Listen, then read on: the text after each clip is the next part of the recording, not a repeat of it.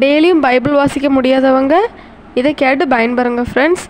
இந்த வீடியோ பிடிச்சிருந்தா மறக்காமல் சப்ஸ்கிரைப் பண்ணுங்கள் ஃப்ரெண்ட்ஸ். இன்றைக்கி வாழ்க்கைக்கு தேவையான இறைவார்த்தை என்ன பார்க்க போகிறோம்னா நீதிமொழிகள் 18.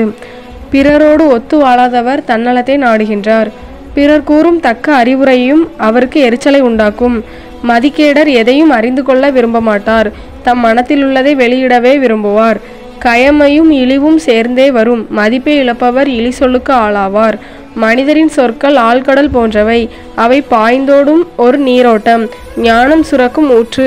பொல்லாருக்கு கருணை காட்டுவது முறையல்ல. நேர்மையானவருக்கு நீதி கிடைக்காமல் தடுப்பது நேரியதல்ல. மதிக்கேடர் பேசத் தொடங்கினால் வாக்குவாதம் பிறக்கும். அவரது பேச்சு அவருக்கு அடிவாங்கி தரும். மதிக்கேடர் தம் வாயால் அழிவார். அவர் பேச்சு அவர் உயிருக்கே கண்ணியாகிவிடும். புரணி கேட்பது பலருக்கு அறுசுவை உண்டி உண்பது போலாம். அதை அவர்கள் பேர் ஆவலோடு விளங்குவார்கள். தன் வேலையில் சோம்பல் அடைகிறவன் அழிவை உண்டாக்கிறவர்களுக்கு உடன் பிறந்தவன். ஆண்டவரது திருப்பெயர் உறுதியான கோட்டை. அவருக்கு அஞ்சி நடப்பவர் அதனுட் சென்று அடைக்கலம் பெறுவார். செல்வர் தம் செல்வத்தை அரண் என்றும் உரமான மதில் என்றும் எண்ணிக்கொள்கிறார். முதலில் வருவது இருமாப்பு, அதனை அடுத்து வருவது அழிவு. மேன்மை அடைய தாழ்மையே வழி. வினாவை செவ்வனை கேட்பதற்கு முன் விடையளிப்பவர்களுக்கு அச்செயலே அவர்களுக்கு மடமையும் இகழ்ச்சியும் ஆகும். மனவலிமை நோயை தாங்கிக் கொள்ளும். மனம் புண்பட்டால் அதை குணப்படுத்த யாரால் இயலும்? உணர்வுள்ளவர் மனம் அறிவை பெருக்கிக் கொள்ளும். ஞானமுள்ளவர் செவி அறிவு பெறுவதில் நாட்டங்கொள்ளும். ஒருவர் கொடுக்கும் அன்பளிப்பு அவருக்கு நல்வழி பிறக்க செய்யும். அவரை பெரியோர் முன் கொண்டு போய் சேர்க்கும்.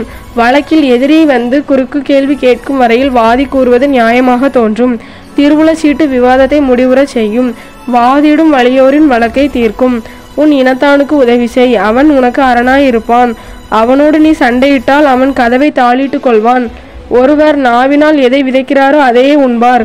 தம் பேச்சின் விளைவையே அவர் துய்த்தாக வேண்டும். வாழ்வதும் நாவாலே, சாவதும் நாவாலே. வாயாடுவோர் பேச்சின் பயனை துய்ப்பர். மனைவியை அடைகிறவன் நலமடைவான்.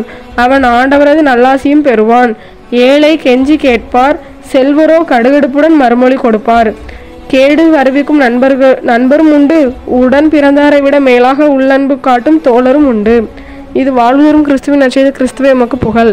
இதே மாதிரி டெய்லி ஒவ்வொரு இறைவார்த்தையை நான் அப்லோட் பண்ணுவேன் ஃப்ரெண்ட்ஸ். உங்களுக்கு பைபிள் ரீட் பண்ண முடியலை அப்படின்னா இதை கேட்டு நீங்கள் பயன்பெறுங்க ஃப்ரெண்ட்ஸ்.